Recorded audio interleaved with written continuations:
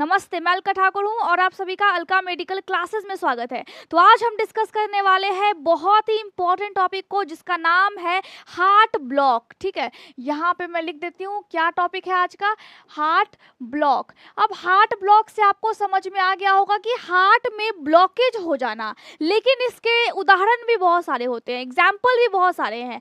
कोई अर्थेरोस्क्लेरोसिस होता है, या फिर हार्ट फेलियर हो सकता है, हार्ट स्ट्रोक हो सकता है, हार्ट में प्लेग जम सकता है। लेकिन यहाँ पे सिर्फ अगर देखें कि हार्ट ब्लॉक क्या टॉपिक है, इसमें क्या हो जाता है। नॉर्मली हम सुनते तो हैं कि हार्ट ब्लॉक हो गया है किसी का, लेकिन हमें समझ में नहीं आता है। आप एक मेडिकल के छात्र हैं, आपको दोनों में फर्क समझना होगा कि हार्ट ब्लॉक टॉपिक अलग होता है, या फिर अगर आप कोई और टॉपिक पढ़ते हो, हार्ट फेलियर अलग है, एंजाइना पेक्टोरिस अलग है, उसमें सीने में तकलीफ होती है, दर्द होता है। लेकिन हार्ट ब्लॉक में जब हार्ट ब्लॉक हो जाता है तो क्या हो जाता है, हार्ट में ऐसी क्या चीज हो जाती है जिसकी वजह से हम इस टॉपिक को हार्ट ब्लॉक के अंदर पढ़ते हैं। और ये बहुत ही छोटा सा टॉपिक है, लेकिन बड़ा इंपॉर्टेंट है, एग्जाम में आ सकता है, आपसे कुछ भी पूछा जा सकता है। 4 साल का ग्रेजुएशन चाहे आपने नर्सिंग में किया हो, या फिर लैब टेक्नीशियन में किया हो, या फिर आप फिजियोथेरेपिस्ट कोर्स कर रहे हैं, सभी कोर्सेज में एनाटॉमी एंड फिजियोलॉजी को पढ़ना है और साथ में उसके डिजीजेस को भी पढ़ने। नर्सिंग की बात करें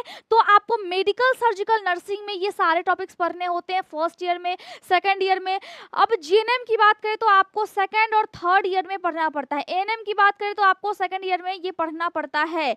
अभी तक यही है सिलेबस में, लेकिन इसके बाद सिलेबस चेंज भी हो जाते हैं, कुछ टॉपिक आते हैं, कुछ टॉपिक निकल जाते हैं। लेकिन मैं आपको बता दूं, फार्मेसी से भी है आप, या फिर कोई भी कोर्स कर रहे हैं मेडिकल का, छोटा से छोटा कोर्स आप कर रहे हैं, लेकिन आपको डिजीज पढ़ना पड़ेगा, एनाटॉमी पढ़नी होगी, डिजीज पढ़ना होगा। तो आज हम बात कर रहे हैं हार्ट के डिजीज के बारे में। अब हार्ट में एक समस्या हो जाती है जिसको हमने बोला है हार्ट ब्लॉक हो गया है। नॉर्मली बड़े सिंपल भाषा में हम समझेंगे क्या हो जाता है। देखिए, जब भी किसी को प्रॉब्लम होती है हार्ट में, हार्ट ब्लॉक की स्थिति जब उत्पन्न होती है, तो उस टाइम में क्या होता है, सिनकोप हम बोलते हैं मेडिकल टर्म में। इसका मतलब चक्कर आना होता है, या फिर स्लो और इररेगुलर हार्ट बीट्स हो सकता है, मतलब आपका जो धड़कन है वो सही से नहीं धड़केगा। समझ रहे हैं आप मैं क्या बोलना चाह रही हूँ। हार्ट हमारा कितना बीट्स, 60 से लेकर के 100 बीट्स पर मिनट धड़कता है, मतलब 1 मिनट में 60 बार या फिर 100 बार ये धड़कता है। लेकिन यहाँ पे दिक्कत हो जाती है, यहाँ पे ये स्किप कर देता है, धड़कता नहीं है टाइम पे, ना टाइम पे ये अपने नोड्स पे वहाँ पे इलेक्ट्रिकल इम्पल्सेस भेजते हैं। अब मैं आपको बताती हूँ मैं क्या बोल रही हूँ। नॉर्मली कोई भी व्यक्ति हो, कोई भी व्यक्ति अगर उनको चक्कर आता है, या फिर उनको ऐसा महसूस होता है कि धड़कन बहुत तेज है, कभी कभी बहुत ही ज़्यादा लो है, जिसकी वजह से आपको बीपी लो होने की समस्या होने लगती है, या फिर आपको चक्कर आते हैं, या फिर आपका सर बहुत ज्यादा घूमता है, या फिर आपको सीने में दर्द होता है, या फिर सांस लेने में दिक्कत होती है, सांस लेने टाइम में आपको बहुत ज्यादा कोशिश करना पड़ता है, साथ में थकावट बहुत ज्यादा है, या फिर आप देखेंगे तो आपकी जो यहाँ पे होती है नाड़ी, ये ज़्यादा ही कभी कभी धड़कती है, कभी बहुत ही स्लो धड़कती है। अब एक्सरसाइज करने में भी दिक्कत होता है। ऐसा क्यों होता है, क्योंकि आपके बॉडी में सही से ब्लड पहुँच नहीं पाता है, जिसकी वजह से आपको सांस लेने में दिक्कत होती है, और व्यायाम करते टाइम में तो आपको सांस बिल्कुल भी नहीं आता है। तो ये एक प्रॉब्लम है। अब उस प्रॉब्लम को हम क्या बोलते हैं, उस प्रॉब्लम को हम बोलते हैं हार्ट ब्लॉक। ये कहाँ की दिक्कत है, ये आपके हार्ट में होने वाला दिक्कत है। कहाँ का दिक्कत है, हार्ट में ये होने वाला दिक्कत है। नॉर्मली क्या होता है, हार्ट ब्लॉक जब होता है तो उस टाइम में क्या होता है, आपके पास हार्ट होता है। अब हार्ट में देखिए, हार्ट हमारा डायग्राम देखिए आप, इस तरीके से है। अब यहाँ पे 4 चेम्बर बने हुए हैं। ये देखिए, ये जो पार्ट हम देखते हैं, नॉर्मली मैं आपको बता रही हूँ कि ये जो पार्ट है, ऊपर वाला जो दोनों पार्ट है, इसको हम बोलेंगे एट्रियम, राइट एट्रियम और लेफ्ट एट्रियम। राइट का मतलब होता है दायां साइड, और ये बायां साइड, ठीक है। अब ये फिर वेंट्रिकल इसको हम बोलेंगे, और लेफ्ट वेंट्रिकल मतलब दायां साइड और बायां साइड।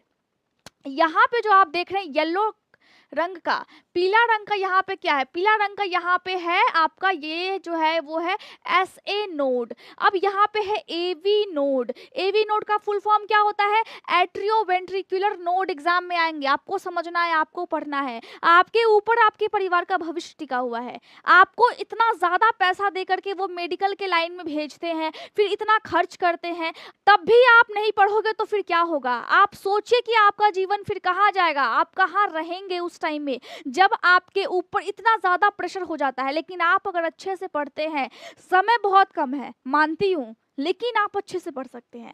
नॉर्मली अगर हम देखें तो जिस तरीके से ट्रांसफार्मर होता है और वहाँ से पूरा बिजली जाता है हर किसी के घरों में, इसी तरीके से यहाँ पे एक ट्रांसफार्मर है और वो कौन सा है, आपका SA नोड है। यहाँ से बिजली उत्पन्न होता है हार्ट को धड़कने के लिए। आप बिल्कुल सही सुन रहे हैं, ये वो वाला बिजली नहीं है जो आपके घर में आता है और फिर लाइट जलता है, ये अलग टाइप का, ये हमारे बॉडी के अंदर वाला बिजली है। अब बॉडी के अंदर वाला बिजली कैसा होता है, आपके पास हार्ट है, एक आपका ट्रांसफार्मर हो गया SA नोड, यहाँ से इलेक्ट्रिकल इंपल्सेस, हम उसको क्या बोलेंगे, इलेक्ट्रिकल इंपल्सेस। क्यों, क्योंकि इलेक्ट्रिसिटी की तरह है और ये एक तरंग की तरह काम करती है। मतलब यहाँ से जब बिजली आएगी तो यहाँ से देखिए येलो कलर का पूरे यहाँ पे ऊपर में लेफ्ट में जाएगा, राइट में जाएगा, और यहाँ पे एक और छोटा सा ट्रांसफार्मर है, मतलब ये बड़ा वाला है और ये छोटा वाला है। अब बड़ा वाला SA नोड क्या करेगा, छोटे वाले भाई को भेज देगा, छोटे वाले ट्रांसफार्मर को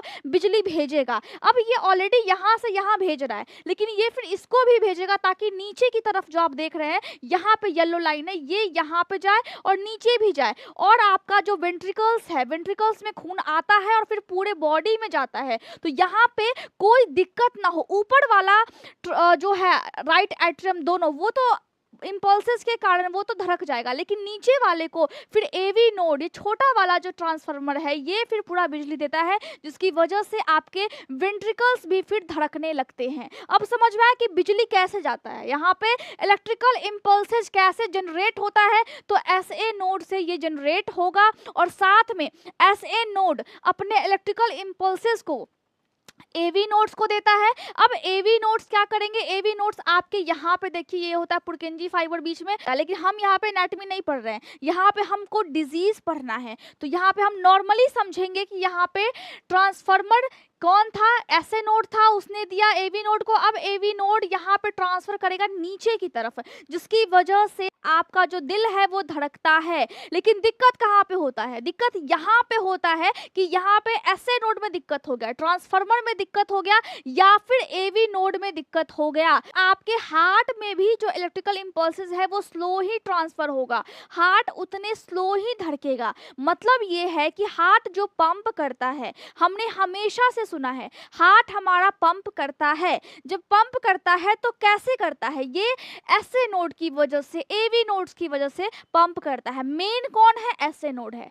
जनरेट कहाँ से होती है, SA नोड से जनरेट होता है इलेक्ट्रिकल इंपल्स, और वहां पे फिर AV नोड के पास आता है। अब AV नोड और SA नोड में से अगर दोनों में से किसी में भी गड़बड़ी हो जाती है तो आपके बॉडी में आपका जो दिल है वो सही से नहीं धड़कता है। 60 से 100 बार इसको धड़कना है, लेकिन ये टाइम पे नहीं धड़क पाता है।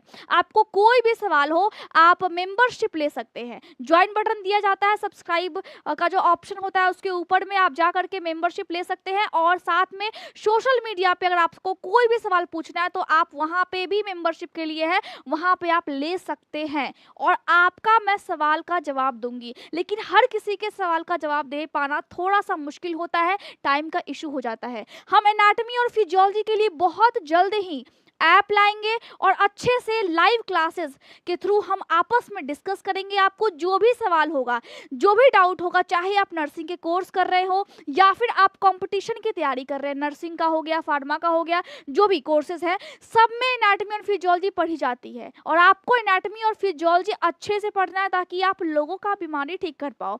स्पेशली दिक्कत कहाँ पे होता है, दिक्कत तब होता है जब आपके पास ज्ञान कम होता है और प्रॉब्लम्स जब आपके सामने आते हैं, पेशेंट जब आपके सामने आते हैं तो आपको समझ में नहीं आता है कि एक्चुअली किस टाइम में, किस बॉडी में, किस पार्ट में आपको दिक्कत है, पेशेंट को दिक्कत है और आपको क्या चीज़ करना पड़ेगा। आपका सही से आप सोच नहीं पाते, उस टाइम में दिक्कत हो जाती है। एनाटॉमी और फिजियोलॉजी के क्वेश्चंस भी बहुत ज़्यादा आते हैं।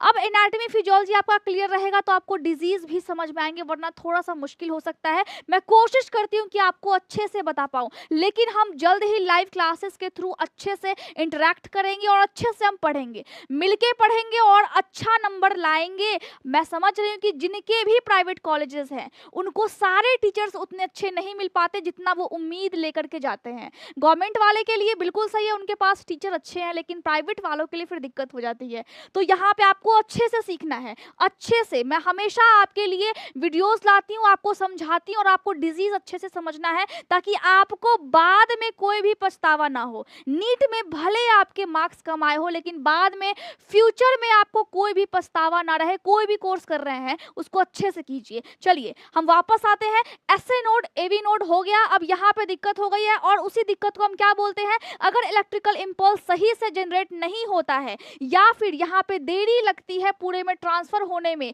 तो फिर हम उसको बोलते हैं हार्ट ब्लॉक, क्योंकि वो स्लो काम करती है, यहाँ पे इलेक्ट्रिकल इंपल्स स्लो जाता है। ठीक है, होता यही है कि आपके सर में चक्कर आएगा और साथ में देखिए अगर हम हार्ट को सीधा कर दे तो आपका कहाँ पे है, आपका देखिए यहाँ पे ये है आपका एसए नोड, बड़ा वाला ट्रांसफार्मर, और ये है आपका एवी नोड। यहाँ पे देख रहे हैं आप, चलिए ये है आपका एवी नोड। तो दोनों कंडीशन में आपको समझना है कि किस तरीके से दिक्कत हो सकता है। एक होता है कि पार्शियल आपको दिक्कत होगा, इसका मतलब है कि एसए नोड यहाँ पे इलेक्ट्रिकल इंपल्स भेजा है लेकिन वो स्लो गया है। एक होता है कंप्लीट, कंप्लीट का मतलब होता है कि यहाँ पे बिल्कुल भी ये जो एसए नोड है वो बिल्कुल भी आपका इलेक्ट्रिकल इंपल्स इलेक्ट्रिसिटी जनरेट नहीं करता है, जिसकी वजह से यहाँ पे फिर कुछ भी नहीं आता है। जब इलेक्ट्रिसिटी जनरेट हुआ ही नहीं, बना ही नहीं, तो ट्रांसफर कैसे होगा, तो उसी को हम बोलते हैं कंप्लीट। तो कंप्लीट का मतलब है कि कंप्लीट आपके हार्ट में प्रॉब्लम हो गई, कंप्लीट हार्ट ब्लॉक हम उसको बोल सकते हैं, या फिर आप पार्शियल हार्ट ब्लॉक कब बोलेंगे, जब ये इलेक्ट्रिकल इंपल्स जनरेट करेगी लेकिन एवी नोड तक ये लेट से पहुंचेगा, स्लो पहुंचेगा। साथ में एक और होता है बंडल ब्रांचेस। बंडल ब्रांचेस का मतलब होता है ये जो आपका नीचे वाला है दोनों साइड, जब AV node electrical impulse generate करती है लेकिन यहाँ पे दोनों में नहीं पहुंच पाता है, उसको हम बोलते हैं बंडल ब्रांचेस। नोट्स आपको मिल जाएंगे, टेंशन नहीं लेना है कोई भी, टेलीग्राम पे आपको मिल जाएंगे।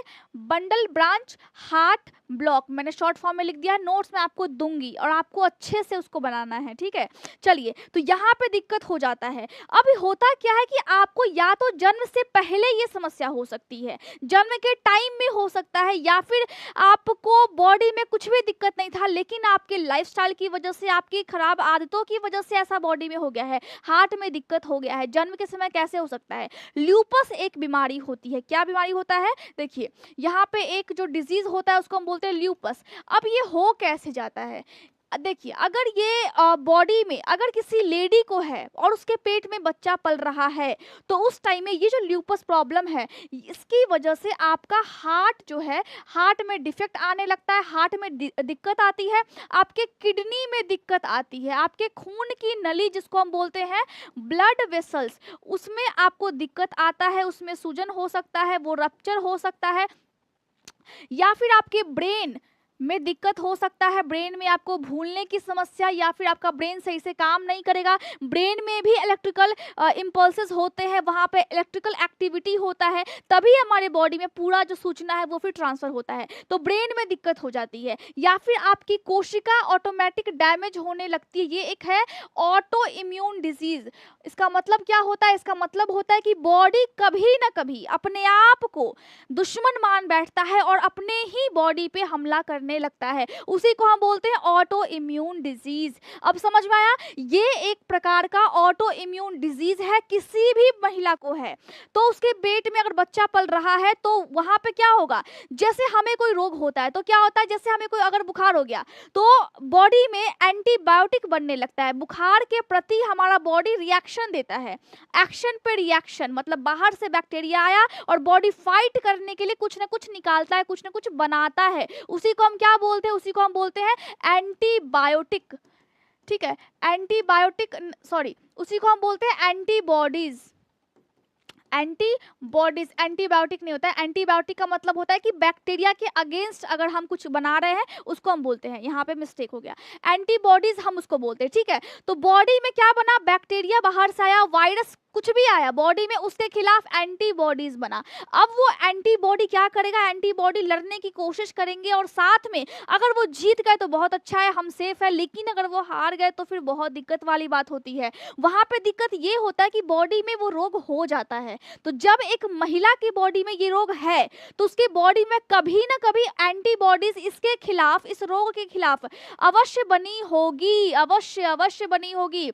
तो इसका मतलब है कि वो ब्लड में वो जो एंटीबॉडीज है वो होगा। अब वो लेडी हो गई प्रेग्नेंट, जब प्रेग्नेंट हो गई है, उसके पेट में बच्चा पल रहा है, बच्चे का विकास होने लगा है, उस टाइम में वो जो एंटीबॉडीज है जो उस महिला के ब्लड में घूम रहा है, इसका मतलब है कि बच्चे को पोषण कहाँ से मिलता है, एक लेडी के ब्लड से ही मिलता है, माँ के खून से ही मिलता है। तो वहां पे प्लेसेंटा होता है जिसके माध्यम से माँ का खून और बच्चे का खून दोनों एक्सचेंज होता है। जब खून एक्सचेंज हुआ इसका मतलब है कि बच्चे के बॉडी में वो एंटीबॉडीज खून के माध्यम से गया, जब गया तो वहां पे बच्चे के हार्ट पे वो अटैक कर सकता है, जिसकी वजह से बच्चे को जन्म से ही प्रॉब्लम हो सकता है, जन्म से ही उसके दिल में छेद हो सकता है, उसके दिल में डिफेक्ट हो सकता है, या फिर आपके कह लीजिए कि उस बच्चे के दिल में हार्ट ब्लॉक हो सकता है। तो ये प्रॉब्लम हो जाता है जन्मजात, जिसको हम बोलते हैं कॉन्जेनाइटल डिफेक्ट या फिर कॉन्जेनाइटल हार्ट ब्लॉक। अब एक प्रॉब्लम ये होता है कि आपको जीवन काल में के समय, मतलब जो आप जी रहे हैं अपने लाइफस्टाइल की वजह से, अपनी हरकतों की वजह से, हम देखते हैं ना कि हम फंसते क्यों हैं बुरी मुसीबत में, क्योंकि हमने कुछ ना कुछ गलती की है, हमने कुछ ना कुछ कांड किया होता है, तो घर में हंगामा हो जाता है। इसका मतलब है कि हमारी आदतों की वजह से हम मजबूर होते हैं और हम ऐसा कुछ ना कुछ कर बैठते हैं जिसकी वजह से हमारे बॉडी में प्रॉब्लम्स होना शुरू हो जाता है। तो उस प्रॉब्लम को हम क्या बोलते हैं, उस प्रॉब्लम को हम बोलते हैं एक्वायर्ड हार्ट ब्लॉक, या फिर आप कह लीजिए कि एक्वायर्ड डिफेक्ट कह लीजिए। एक होता है जन्मजात कॉन्जेनाइटल, एक होता है एक्वायर्ड। तो दो टाइप का हो गया। जो एक्वायर्ड होता है वो आपकी लाइफस्टाइल से जुड़ा हुआ होता है, आप स्मोकिंग करते हो, आप शराब पीते हो, आप बहुत ज़्यादा चाय या फिर कॉफ़ी पीते हैं, या फिर आप दवाई खाते हैं। स्पेशली कौन सी दवाई, स्पेशली आप देख लीजिए बीटा ब्लॉकर्स खाने की वजह से आपकी बॉडी में क्या हो सकता है, आपका जो हार्ट है वो फिर ब्लॉक हो सकता है। हार्ट ब्लॉक आपको नहीं करना है तो दवाई नहीं खाना है, पेन किलर्स नहीं खाने हैं, दिक्कत हो जाती है, किडनी पे असर पड़ता है। लेकिन यहाँ पे हम बात कर रहे हैं हार्ट ब्लॉक की। तो दो टाइप का हार्ट ब्लॉक होता है, एक जन्म से और एक एक्वायर्ड। एक्वायर्ड में आपको दवाइयाँ खाने की वजह से ऐसा दिक्कत हो सकता है, साथ में बहुत सारे रीजंस है उसकी वजह से दिक्कत हो सकता है, या फिर आपकी किडनी में समस्या है, या फिर आप कोई ऐसी मेडिसिन ले रहे हैं, कोई नशा कर रहे हैं, कोई ड्रग्स ले रहे हैं, उसकी वजह से आपको दिक्कत हो जाता है। तो आपको ये दिक्कत लाना है क्या, आपको दिक्कत चाहिए क्या, आपको दिक्कत नहीं चाहिए। प्रॉब्लम्स तो हो गई है। अब जब प्रॉब्लम्स हो गया तो आखिर क्यों हो गया, हार्ट ब्लॉक हुआ है, बहुत सारे रीजंस मैंने आपको बताए हैं, जन्म से और आप जो जी रहे हैं, आप जो हरकतें कर रहे हैं उसकी वजह से, लेकिन और भी रिस्क फैक्टर हैं। मतलब क्या क्या आप करेंगे जिसकी वजह से चांसेस बहुत ज़्यादा बढ़ जाते हैं कि आपको हार्ट ब्लॉक हो जाए। क्या क्या चांसेस है, हिस्ट्री ऑफ हार्ट डिजीज, इसका मतलब ये है कि फैमिली में अगर किसी को ये दिक्कत है तो आपको भी दिक्कत होने के चांसेस होंगे। अगर आपके फैमिली में किसी को हार्ट में छेद है या फिर कुछ भी दिक्कत है, कोलेस्ट्रॉल की समस्या है, कुछ भी है, तो चांसेस होते हैं कि बच्चे में आ जाए। आपका एज बहुत ज़्यादा हो गया, 60 के आप ऊपर जा चुके हैं, 65 के आप ऊपर जा चुके हैं, तो आपको ये दिक्कत हो सकता है। आपके हार्ट के मसल्स में दिक्कत हो गई है, जिसको हम क्या बोलते हैं, सार्कोइडोसिस बोलते हैं, जिसमें हार्ट के मसल्स में हार्ट के सेल्स डैमेज होने लगते हैं अपने आप। वो भी एक ऑटो इम्यून डिजीज है जिसमें आपके हार्ट के मसल्स, हार्ट के जो मसल्स होते हैं, आसपास की जो लेयर्स होती है वो फिर डैमेज होने लगता है। तो आपके बॉडी में हार्ट ब्लॉक हो सकता है। आपको इन्फेक्शन हो गया, for example Lyme disease, lime bacteria की वजह से ये हो जाता है। एक कीट होता है जो आपको काट लेगा तो आपके ब्लड में वो जो बैक्टीरिया है वो फिर आ जाएगा और फिर आपकी बॉडी में बहुत ज़्यादा दिक्कत हो गई, वो सीधे जाकर के आपके हार्ट पे अटैक करने लगता है, जिसकी वजह से आपके पूरे ब्लड में इन्फेक्शन हो जाएगा। जब ब्लड में इन्फेक्शन होगा तो आपको दिक्कत होगा, आपका हार्ट ब्लॉक हो सकता है। आपको प्रॉब्लम जन्म से हो सकता है, मेडिसिन की वजह से, कैल्शियम चैनल ब्लॉकर्स की वजह से भी आपको दिक्कत हो सकता है। तो आप दवाइयों को तो सोच समझ करके खाएं। ऐसा नहीं करना है कि आप दवाई खा रहे हैं और आप कुछ भी खा रहे हैं, एक्सपायरी डेट देख लिया कीजिए। बहुत सारे लोग होते हैं एक्सपायर्ड दवाई खाने लगते हैं, ऐसा नहीं करना है, बिल्कुल भी नहीं करना है। उसका कंपोजिशन चेंज होने लगता है, एक्सपायर होने के बाद उसके सारे मटेरियल्स, उसके लेयर्स फिर निकलने लगते हैं, जो कि आपकी बॉडी के लिए बहुत ज़्यादा नुकसानदायक है। ठीक है। अब देखिए, अब जब आपके पास कोई ऐसा पेशेंट आया है, उसके हार्ट में दिक्कत है, हार्ट में ब्लॉक है, तो आपको क्या करना है? सबसे इम्पोर्टेंट बात ये है कि अगर कोई पेशेंट आया है तो हम क्या देखेंगे, उसको फर्स्ट डिग्री हार्ट वाली प्रॉब्लम है, सेकेंड डिग्री हार्ट वाली प्रॉब्लम है, या फिर उसको थर्ड वाली प्रॉब्लम है।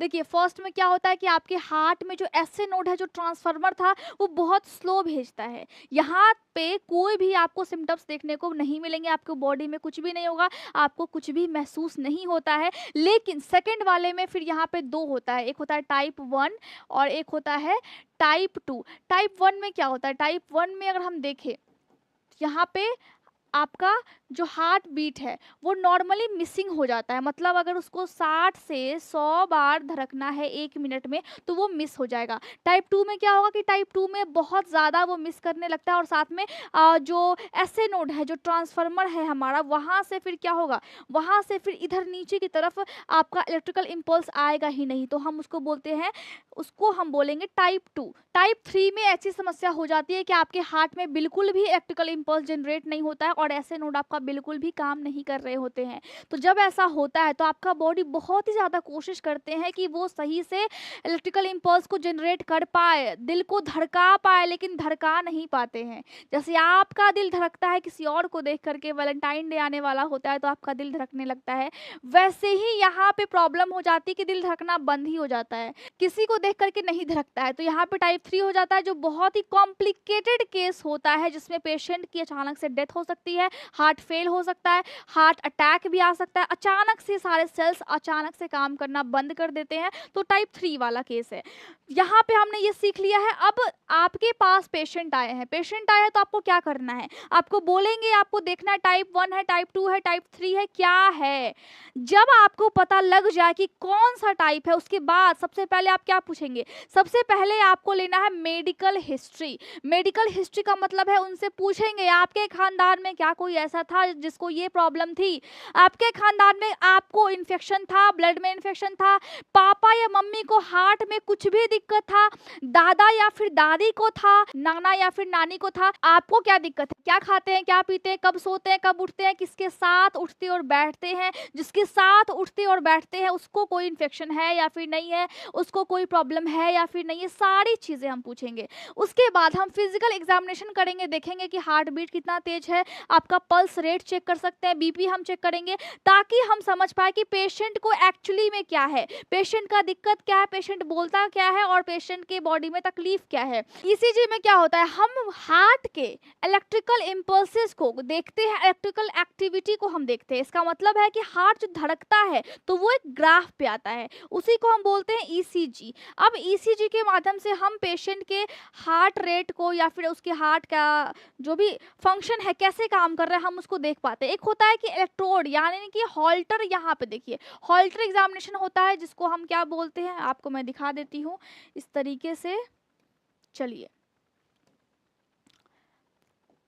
चलिए, हॉल्टर मॉनिटर होता है एक। हॉल्टर मॉनिटर में क्या करते हैं, आपका 24 घंटा के लिए दिल का धड़कन चेक किया जाता है, जिसमें आपको इस टाइप का कुछ मशीन लगा देते हैं। और फिर देखिए यहाँ पे इस तरीके से दिखता है, यहाँ पे पीछे में लिखा नहीं हुआ लेकिन यहाँ पे P होता है, देन यहाँ पे Q R, ये सभी चीज़ें होती है। तो इस तरीके से 24 घंटे के लिए यहाँ पे लगा देते हैं, ताकि हम पेशेंट का हार्ट कैसा काम कर रहा है वो हम देख पाए। साथ में अगर ज़्यादा दिक्कत होता है, अगर आपका एसए नोड काम नहीं करता है, बड़ा वाला ट्रांसफार्मर अगर काम नहीं करता है, तो उसको फिर कौन देगा इलेक्ट्रिसिटी, कौन देगा? उसको देगा पेस मेकर। ये एक डिवाइस है जो कि हम मानव के द्वारा ही निर्मित है, और इसको अच्छे से साइड में लगाते हैं और यहाँ से देखिए इलेक्ट्रिकल इम्पल्स जनरेट होता है, और फिर आपके एसए नोड को मिलता है, फिर आपके एवी नोड को मिलता है। मतलब हार्ट को चलाने के लिए आपकी बॉडी में पेसमेकर की आवश्यकता होती है। अगर आपको ग्रेड 2 का टाइप 2 हो जाए